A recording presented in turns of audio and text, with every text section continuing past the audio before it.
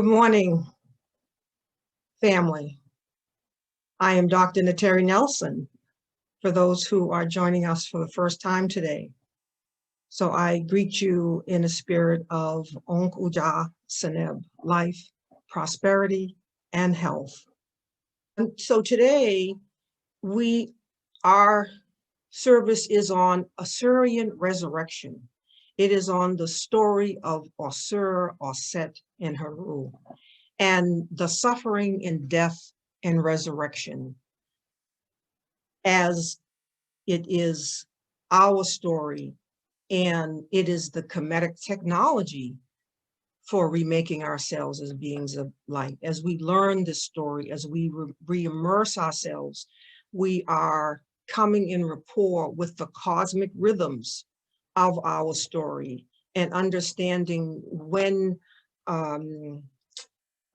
we have been in times more spiritual and our story has had a certain theme, and when we have been in times more material and our story has had a more painful theme.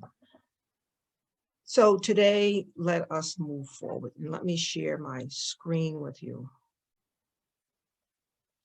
So in our Kemetic cosmology, cosmogenesis, and genealogy, we have been moving through and understanding and immersing ourselves in this primal beginningless beginning, the Genesis. And when we left off last, and certainly the Sunday prior, we had shown this genealogy of how the children of Geb and Nut come into being. And we begin today with Ausur, understanding the life of Ausur, understanding the coming into being of the divine trinity of Ausur, Auset, and Heru. I share this link with you, and I will make sure you get it in an email where you can get this from the Pertimru. So if you don't have the copy of the Pertimru, you can use this link. And what I've done is I've just taken the text from the Pertimru and starting on page 50. And as you are aware, family, I will clean it up as much as I can as I go along, but we know that Egyptologists have translated our story. We need to be learning Medjugorje, so we are translating our story for ourselves. So we will proceed. And as we look at the story of Ausur, Auset, and Heru, we are going to look at the version by Plutarch. But there are many versions, there are many texts that this story is put together from. And we're going to look at the version that he gives that's in the Pertimru. But the most important thing, family, is to hold an awareness when you are hearing a version, a story. What are the elements that, no matter if the names change, the dates change, the place change, the theme is the same. And so I refer you, because I know perhaps many of you have seen Lion King, that you're going to hear our story in Lion King. And if you think about the Lion King, that story, we see that there is happiness and harmony, and then there's this tension between these brothers, one that is king and one that is jealous of the king, and then there is deceit and dishonesty and treachery and murder, and then the offspring of the king is set on a journey to do battle to be restored as the rightful heir to the throne. So you'll see the derivative of our story in Lion King as we now begin. I cleaned up some of this wording, this miswording, this renaming, but I didn't do it all. Why? Because it's so important as metaphysicians, as chemeticians, that we see how these stories emerge and how the names change. It's important for us to see the story within story within story, knowing that we are the original people, and it is about our story.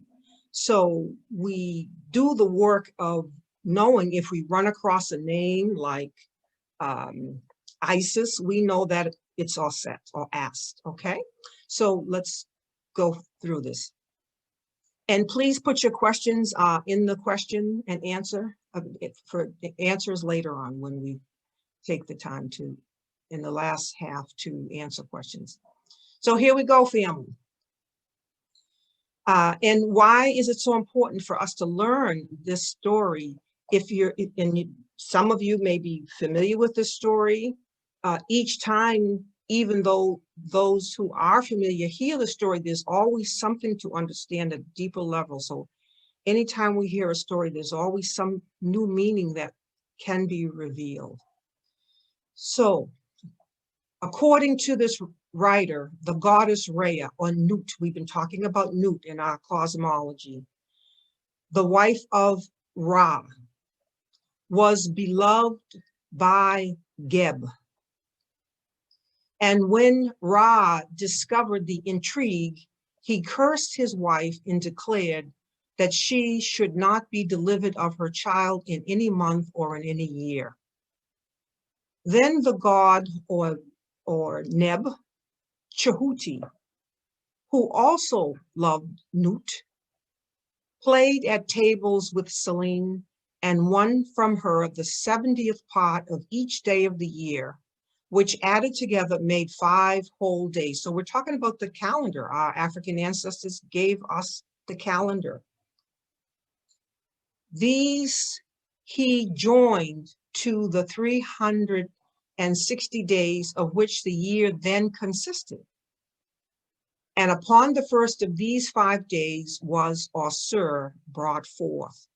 And at the moment of his birth, a voice was heard to proclaim that the Lord of creation was born.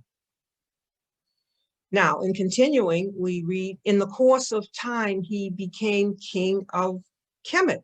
All right, so we're experiencing Ausur as the divine and celestial, and we're experiencing Ausur as terrestrial.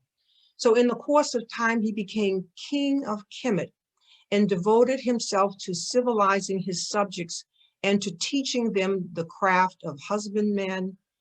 He established a code of laws and bade men worship the gods. And remember, in our cosmology and cosmogenesis that we've been talking about, Ra, Ausur takes on all of the qualities of Ra. Ra is Ausur. Ausur Ra is one of the names of Ra. So, and we learned that Ra establishes that creation on the foundation of Ma'at. So in this terrestrial walk, we read, he established a code of laws and bade men worship the gods. And this was a pristine time upon the earth when Ausur bade that men and women worship the gods and be in accord with these laws. And having made Kemet peaceful and flourishing, family, can we imagine the time in our world, in an earlier world period, where there was peace and flourishing. As that peace and fullness and flourishing persisted, he set out to instruct other nations of the world. And that's going to be important work for us when we are reestablished in this peace and flourishing ourselves, to go and educate other nations in the world. So we have to get back to what we have had in the beginningless beginning in order to go forward. And during his absence, his wife, Auset, so well ruled the state that tight set, the evil one, could do no harm to the realm of Ausur. So you see the divine positive, receptive, masculine, feminine, working harmoniously together. So even in Ausur's absence, Auset was holding it down, and so well that Set could do no harm. So what got different, family? Let us ponder, what are these times on earth? Because we are now shifting back into these times. It doesn't perhaps feel so now because we are in this dimensional shift. But what were these times on earth, and what are these times on earth? Our African ancestors knew of these cycles of time because they saw the cycles of the sun. They knew that just as there was the sun rising, that then there would be dawn, the sun would set and it would be dark outside. And on a larger scale, they knew that there were times on earth where times would be more spiritual, and we would be in a more spiritual consciousness. And they knew that there would be times on earth when we'd be in this more material consciousness as we are now. And we're just making this shift back into a re-spiritualization of consciousness. You know, at the end of the day, family, is so important to remember we're the one and the same ancestors who have been witnessing all of this from the beginningless beginning. You know, this is just another conversation that we're having. And I'm so glad that all of you have shown up today, because not everyone's going to show up to this space. You know, there are spaces that people are going to come where they want to come because there's a lot of people there, but there's a lot of people at football games, and yet that is not the criteria for what we are intentioning. So what are these times on earth? And as we continue, we read, when Ausur came again, you know, checking out the kingdom, Set plotted with 72 comrades and with also the queen of Ethiopia to slay him and to secretly get the measure of the body of Ausur, and made ready a fair chest, which was brought into his banqueting hall when Ausur was present together with other guests. Now, this has some similar themes. Maybe they're not readily recognizable, but here they are. What was Ausur doing? He was banqueting. And what happened while he was banqueting? A plot was being made to slay him. What does that remind you of in our walk today? Ausur was banqueting, yet things have happened as it happened to Auset's beloved Ausur. Things have happened to our beloved while they were jogging, while they were sitting in their own apartment watching television, while they were going to the convenience store to buy candy. So here we have at the beginning of our story, Ausur is banqueting. And guess what is in store?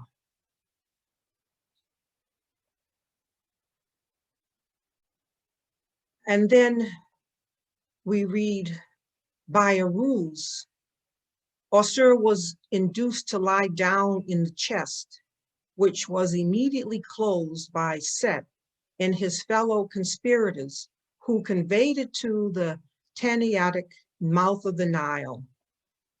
So let us ponder, who is Set, who secretly waits and plots to a scheme to kill, to murder, to claim what himself or herself as rulership over the kingdom of Ausur. I hope everyone saw the special the other day on CNN on Marvin Gaye, paying tribute to this amazing prophet, this brother who in his music 50 years ago, that whole What's Going On album, when he sang with such bemoaning in his soul, as we will see Auset bemoaning in a moment. And I can't sing, there are those among you who can sing, I'm not one of them, but he said, mother, mother, mother, there's far too many of you crying. And brother, brother, brother, there's far too many of you dying. You know, we've got to find a way to bring some loving here today. So he could see that there was this missing ingredient, and it informed what he saw. And it's still informing what we see today. Marvin, the great prophet, he couldn't use his gift of that beautiful voice any longer to just do, you know, the sort of dancey, you know, feel good. He went into retreat, and when he came back with social consciousness, social justice lyrics, and soul stirring and soul awakening. And he awakens us now, because things are looking a lot the same. And yet we have all of these occurrences that are happening as we're going banqueting, driving, jogging, sleeping, in our apartments watching television. And our African ancestors knew that there would be times when the density of this Setian energy, this attack, would be greatest.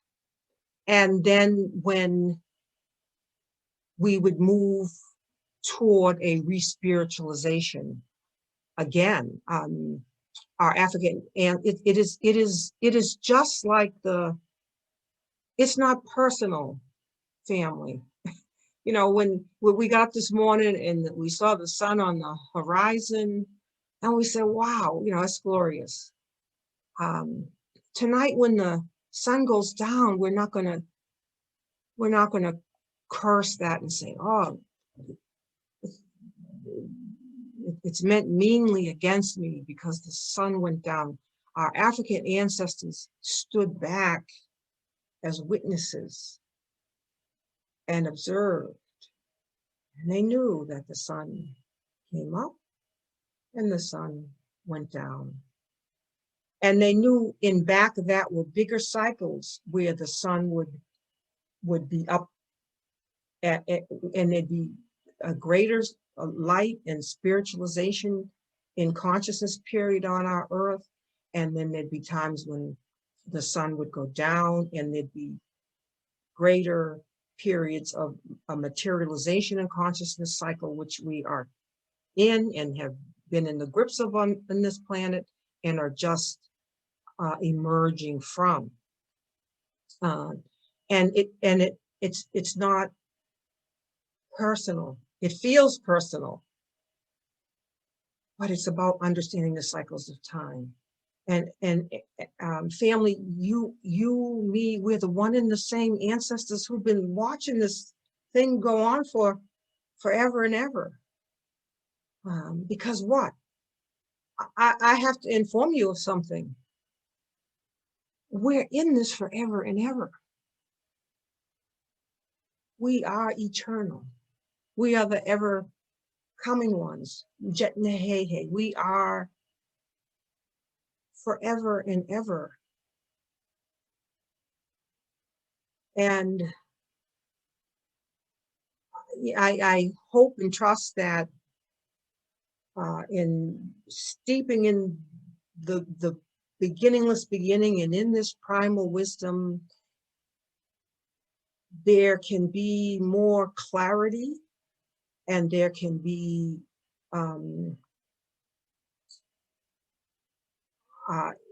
in that inner space, not necessarily outwardly because some tragic things happen, but that joy that inside that is not disturbed by the things outside, you know, in that sacred space within where storms are not, that doesn't match up in every cycle. There's a cycle where it matches up more, like when Ausur and Auset were ruling their kingdom in peace and harmony.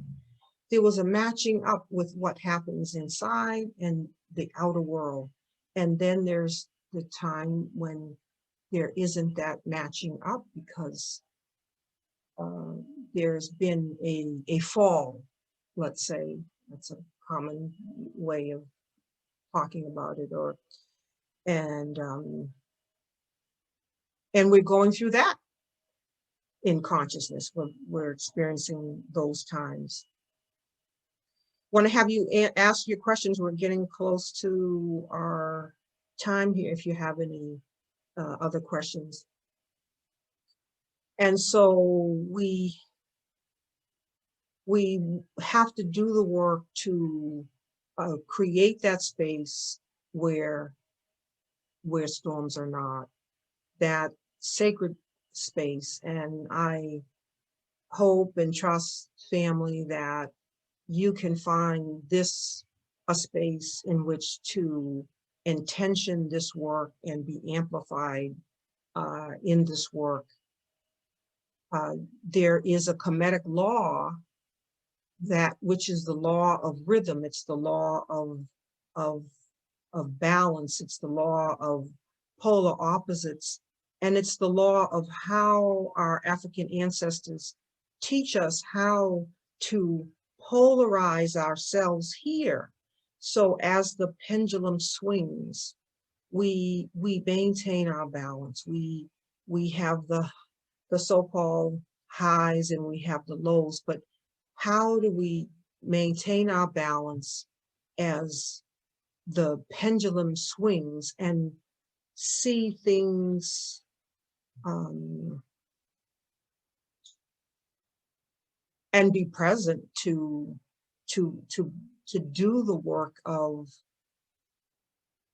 helping us through these troubled times. So we have another question on this. Mende, are we to understand the story of Ausur is both mythical and real? Beautiful. I love that question. Yes, because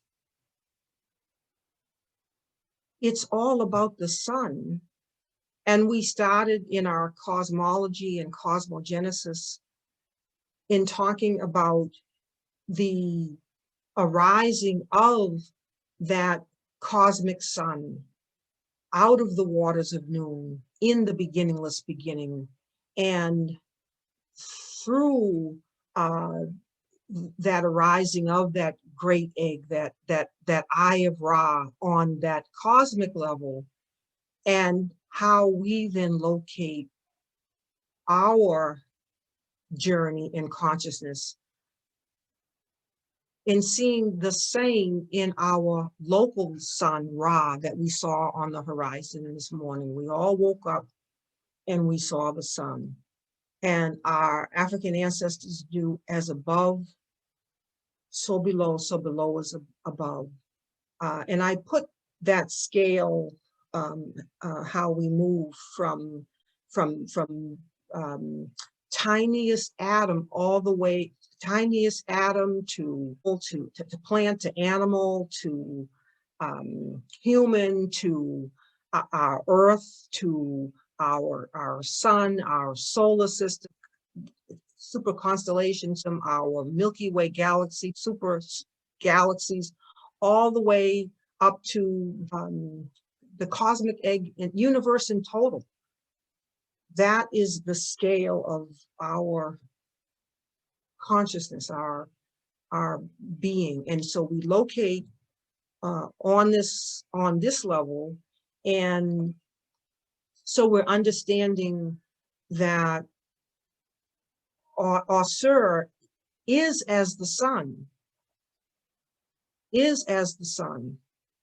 And we say here, and this is a good place for almost our ending, because based on that question, Mende, we read, in every funeral inscription known to us, from the pyramid text down to the roughly written prayers upon coffins of the Roman period, what is done for Ausur is done also for the deceased. The state and condition of Ausur are the state and condition of the deceased with Ausur. The deceased, in a word, the deceased is identified with Ausur. If Ausur lived forever, in other words, when we're in the tomb, and this is what we do in our rituals, we will enact these rituals here, as we have in our physical brick and mortar space at the academy. When we go into that tri-spent position, that death posture, and we roll into our Kepara posture of rebirth and renewal, our African ancestors have taught us, if Ausur lives forever, the deceased will live forever. If Ausur dies, then the deceased perishes. In other words, that symbol of the sun, Ra, our local sun on the horizon, was what our African ancestors patterned themselves after. And so there is just hardly any stretch at all from what is mythological to what is the reality in our terrestrial walk. We do as the sun does. We hold our awareness and our consciousness to be that we are the ever coming ones. And how is it that I today can embrace these words and this wisdom, just as you today are able to hear, Sejum, to hear this wisdom, because we are this wisdom. We are these ever coming ones. This is not foreign to us. We have been in this forever and ever. And that might come as a surprise to hold that awareness, but we're in this forever and ever. In this consciousness, we're in this forever and ever. So as our sun, is the symbol of that ever coming one forever and ever. Okay, everyone, it is 12:14. I hope that what has been said today resonates with you and for you. Whatever we're looking at now, we know that we are in a shift to a re-spiritualization in consciousness. You know, we're going to get to the place again, family. We're going to get to the place again before the banquet. I mean, you know, before the planning at that banquet, where that period where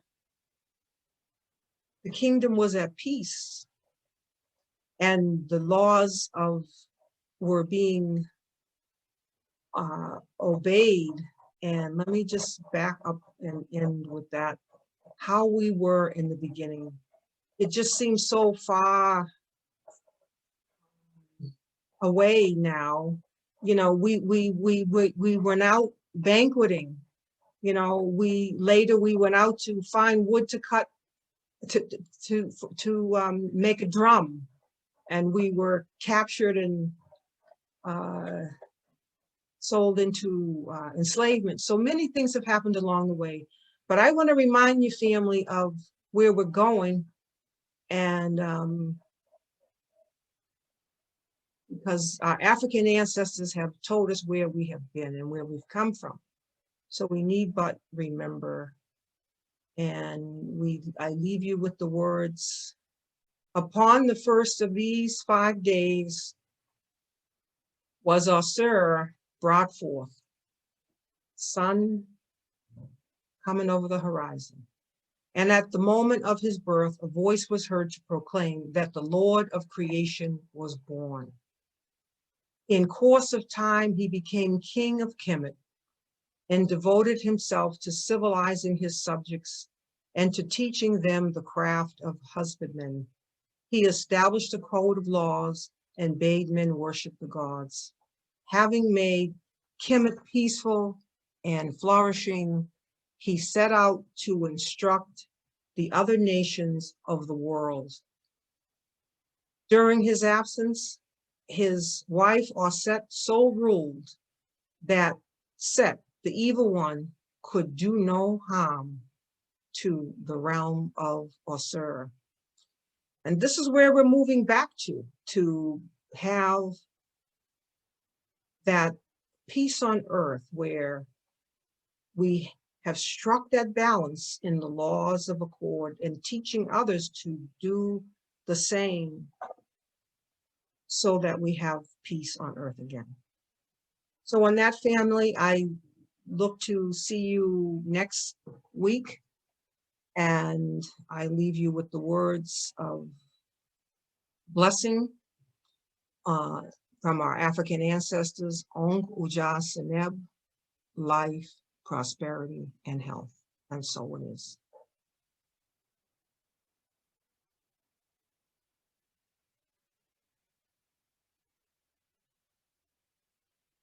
See you next week. And we do value your membership. We honor you as guests, and our guests, please do consider our membership. It does support the work that we're attempting to do here.